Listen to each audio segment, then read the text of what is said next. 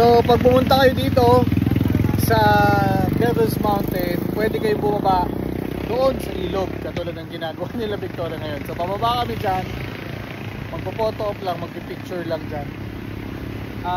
Nisip din namin mag-camp dyan, pero mas maganda yung nakita namin na site doon sa may Tamaraw Gin Full Farm. So doon tayo diretso after ng photo op dito. Ano masasabi nyo? Makulit eh, dapat dito tayo. Nandiyan ka, ginagawa mo dyan. 4x2 friendly. 4x2 friendly. Buti na lang, si enthusiast, hindi bumaba. Yari tayo. Si 4x2 enthusiast, safe.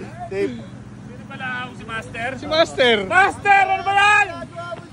Master, itayo mo watawat natin. Baba na ako, Victoria. Ang lahat ng may winch nandito sa taas eh. Oo. Oink. Lalim na, oh. Lalim na. Alak pa. Yan, Balahaw moments dito sa Devil's Mountain. Balahaw!